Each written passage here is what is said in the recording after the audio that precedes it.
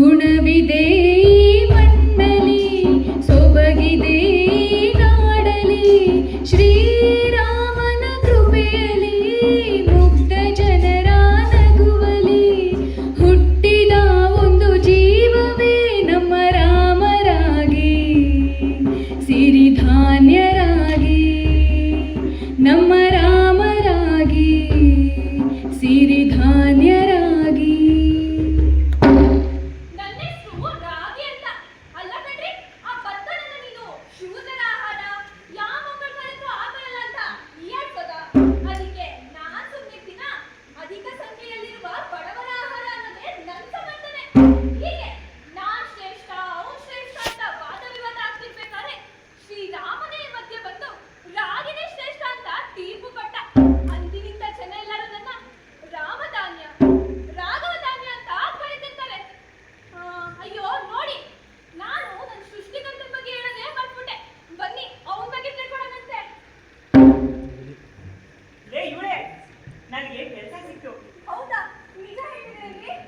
ನಾನು ಹೇಳಿದ್ದಲ್ಲ, ರೈಲ್ವೆ ಇಲಾಖೆಗೆ ಅರ್ಜಿ ಸಲ್ಲಿಸಿದೆ ಅಂತ.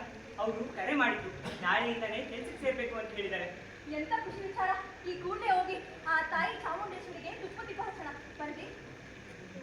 ನಾನು ಆಗ್ಲೇ ಹೇಳಿದ್ದಲ್ಲ, ಅವನೇ ಇವನು ಲಕ್ಷ್ಮಣಯ್ಯ ಅಂತ. ಅವನ ಜೊತೆ ಇದ್ದಿದ್ದು ಅವಳ ಹೆಂಡತಿ. ಅವನಿಗೆ ಕೆಲಸ ಸಿಕ್ಕಿರೋದೇನೋ ನಿಜ, ಆದ್ರೆ ಮುಂದೆ ಏನಾಗುತ್ತೆ ನೀವೇ ನೋಡಿ.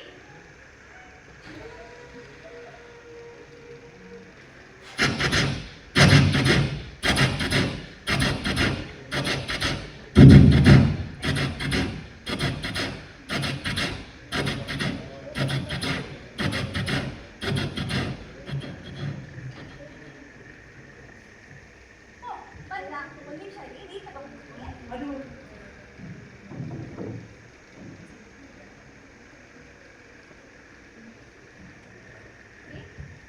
ನಿನ್ನ ಹತ್ರ ಒಂದು ವಿಚಾರ ಹೇಳಬೇಕು. ನಾನು ಈ ಕೆಲಸಕ್ಕೆ ರಾಜೀನಾಮೆ ಕೊಡೋಣ ಅಂತ ಅನ್ಕೊಂಡಿದ್ದೀನಿ. ಈ ಭ್ರಷ್ಟ ವ್ಯವಸ್ಥೆ, ಕಾಳ ಸಂತೆಕೋರರ ಕಾಟ, ಈ ಕೆಟ್ಟ ಪರಿಸ್ಥಿತಿಯೊಡನೆ ನನಗೆ ರಾಜಿ ಮಾಡ್ಕೊಳಕ್ಕಾಗ್ತಿಲ್ಲ. ಹಾಗಂತ ನೀನನ್ನ ಉಪವಾಸ ಮಲಗಿಸ್ತೀನಿ ಅನ್ಕೋಬೇಡ.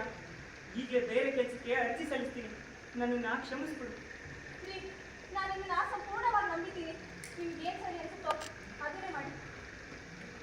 1-2 ತಿಂಗಳ ನಂತರ ಬೀರೂರಿನ ಬೀಜೋತ್ಪಾದನಾ ಕೇಂದ್ರದಲ್ಲಿ ವ್ಯವಸ್ಥಾಪಕರ ಹುದ್ದೆ ಸಿಕ್ಕಿ ನಮ್ಮ ಲಕ್ಷ್ಮಣಯ್ಯ ಅವರು ಕೃಷಿ ಇಲಾಖೆಯ ಅಧಿಕಾರಿಯಾಗುತ್ತಾರೆ. ಆದರೆ ದುರದೃಷ್ಟವಶಾತ್ ಅಲ್ಲಿಯೂ ಕೂಡ ಭ್ರಷ್ಟಾಚಾರ ಹೇರಳವಾಗಿತ್ತು. ಆದ್ದರಿಂದ ಅವರು ರಾಜೀನಾಮೆ ಸಲ್ಲಿಸಿ ತಮ್ಮ ಊರಿಗೆ ಮರಳುತ್ತಾರೆ. ಆದರೆ ಮುಂದೆ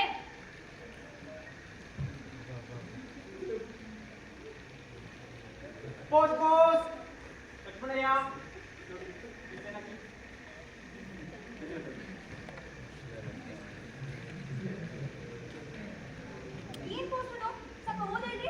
ಅದೇ ನಾನು ರಾಜೀನಾಮೆಗಾಗಿ ಅರ್ಜಿ ಸಲ್ಲಿಸಿದ್ದಲ್ಲ, ಅದನ್ನ ಪರಿಗಣಿಸೋಕ್ಕಾಗೋದಿಲ್ಲ. ಅದ್ರ ಬದಲಾಗಿ ಮಂಡ್ಯದ BC ಫಾರಂ ಅಲ್ಲಿ ಹಿರಿಯ ಸಹಾಯಕ ಸಸ್ಯ ವಿಜ್ಞಾನಿ ಹುದ್ದೆಗೆ ವರ್ಗಾವಣೆ ಮಾಡಲಾಗಿದೆ ಅಂತ ಪತ್ರ ಕಳಿಸಿದ್ದಾರೆ. ಆದರೆ ನನಗೆ ಈ ಕೆಲಸಕ್ಕೆ ಹೋಗ್ಬೇಕೋ ಬೇಡವೋ ಅನ್ನೋದೇ ಗೊತ್ತಾಗ್ತಿಲ್ಲ.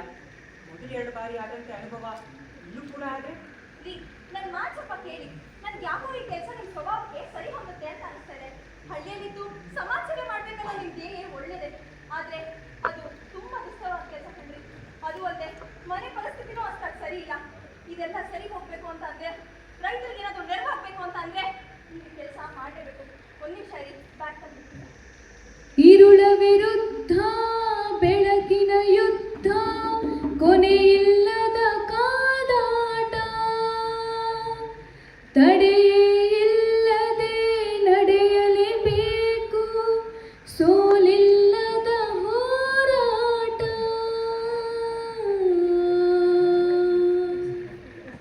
ಏನಿ ಚೇತನ, ಅದೆಂತಹ ಹುಮ್ಮಸ್ಸು!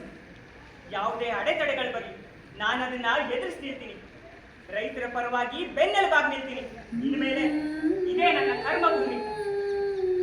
ಈ ರೀತಿ ಗಟ್ಟಿ ನಿರ್ಧಾರ ಮಾಡಿಕೊಂಡು ಲಕ್ಷ್ಮಣಯ್ಯ ಅವರು ಮೇ 10, 1947ರಲ್ಲಿ ಕೆಲಸಕ್ಕೆ ಸೇರುತ್ತಾರೆ.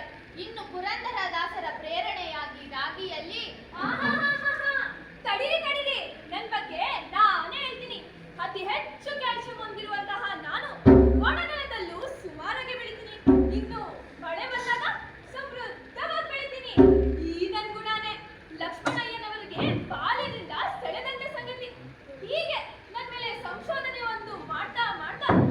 ಯಶಸ್ವಿಯಾಗಿ ನಮ್ಮ ತಳಿಗಳಿಂದ ಲಕ್ಷ್ಮಣಯ್ಯ ಒಬ್ಬ ತಳಿ ವಿಜ್ಞಾನಿ ಅಂತ ಕೃಷಿ ನಿರ್ದೇಶಕರಿಗೆ ಮನವರಿಕೆ ಆಯ್ತು. ಮುಂದೆ ಸ್ವಾಮಿ ಸ್ವಾಮಿ ನಿಮ್ನ ತಲೆಯನ್ನು ಬಿಡ್ತಾ ಇದ್ರೆ ಬನ್ನಿ. ಸರ್ ಕರೆದ್ರಂತೆ. ಈ ಲಕ್ಷ್ಮಣಯ್ಯ ನಿಮ್ಗೆ ಪ್ರಮೋಷನ್ ಕೊಡ್ತಾ ಇದ್ದೀನಿ. ಮೆಣಸಿನ ಮೇಲೆ ಸಂಶೋಧನೆ ಮಾಡಬೇಕಿತ್ತು. ಮೆಣಸಿನ ಮೇಲ ಕ್ಷಮಿಸಿ ಸರ್, ರಾಗಿಯಲ್ಲೇ ಏನಾದರೂ ಸಂಶೋಧನೆ ಮಾಡೋ ಥರ ಇದ್ರೆ ಮಾತ್ರ ನನಗೆ ಈ ಪ್ರಮೋಷನ್ ಕೊಡಿ. ಇಲ್ಲವಾದ್ರೆ ನನಗೆ ಈ ಪ್ರಮೋಷನ್ ಬೇಡ, ಏನು ಬೇಡ. ಹಲೋ, ಹಾ ಸರ್, ಈ ಲಕ್ಷ್ಮಣಯ್ಯ ಒಂದು ನಿಮಿಷ ನಿಂತ್ಕೊಳ್ಳಿ.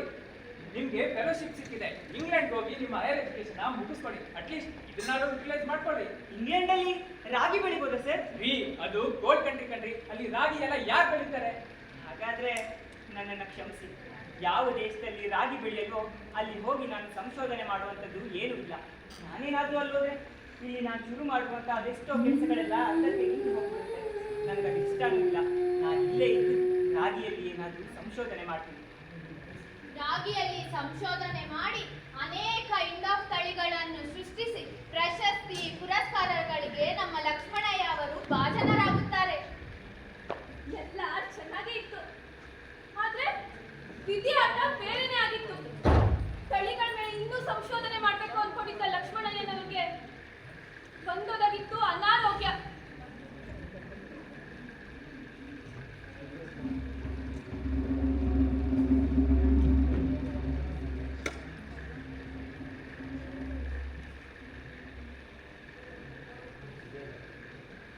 ಸರ್, ನಿಮಗೆ ಮೂತ್ರಕೋಶದಲ್ಲಿ ಕ್ಯಾನ್ಸರ್ ಇದೆ. ಈ ಕೂಡಲೇ ಆಪರೇಷನ್ ಮಾಡಬೇಕು. ಹಾಗಾದ್ರೆ ಈ ಕೂಡಲೇ ಆಪರೇಷನ್ ಮಾಡ್ಕೊಂಡ ಕಣ್ರಿ. ನನ್ನ ಮಾತು ಸ್ವಲ್ಪ ಕೇಳೆ. ನನಗೀಗಾಗಲೇ 72 ವರ್ಷ. ಈ ಆಪರೇಷನ್ ಏನಾದರೂ ಫಲಕಾರಿಯಾಗಿ ನಾನು ಮತ್ತೆ ನನ್ನನ್ನು ರಾಗಿ ಸಂಶೋಧನೆಯಲ್ಲಿ ತೊಡಗಿಸ್ಕೋಬೋದು ಅನ್ನೋ ಥರ ಇದ್ದರೆ ಮಾತ್ರ ಈ ಆಪರೇಷನ್ ಮಾಡೋಣ. ಇಲ್ಲವಾದರೆ ನನಗೆ ಈ ಆಪರೇಷನ್ ಬೇಡ, ಏನು ಬೇಡ. ನನ್ನ ಮಾತು ಸ್ವಲ್ಪ ಕೇಳಿ, ಆಪರೇಷನ್ ಮಾಡ್ಕೊಂಡ್ರಿ ಎಲ್ಲ ಸರಿ ಹೋಗುತ್ತೆ. ಆಗಲಿ, ನನ್ನದೊಂದು ಮಾತಿನ ನಡೆಸ್ಕೊಡ್ತೀಯಾ? ಈ ಆಪರೇಷನ್ ಏನಾದರೂ ಫಲಕಾರಿ ಆಗದೆ ಹೋದರೆ ನನ್ನ ಎದೆ ಮೇಲೆ ಒಂದು ಹಿಡಿ ತುಂಬು ರಾಗಿ ಹಾಕಿ ಮಣ್ಣು ಮುಚ್ಚಿಬಿಡಿ. ಬಿಡ್ತಾರಿ, ಹಾಗೆಲ್ಲ ಮಾತಾಡ್ಬೇಡಿ ದಯವಿಟ್ಟು.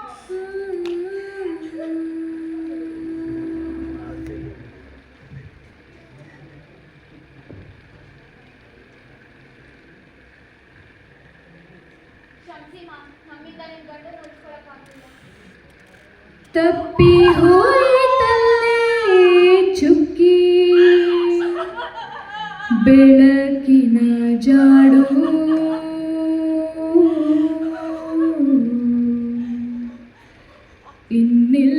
ಇನ್ನಿಲ್ಲವಾಯಿತೆ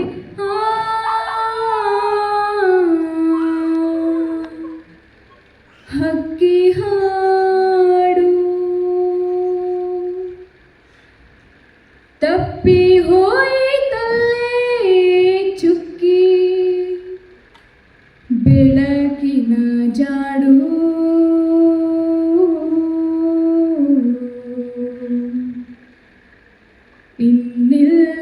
ಇನ್ನಿಲ್ಲವಾಯಿತೆ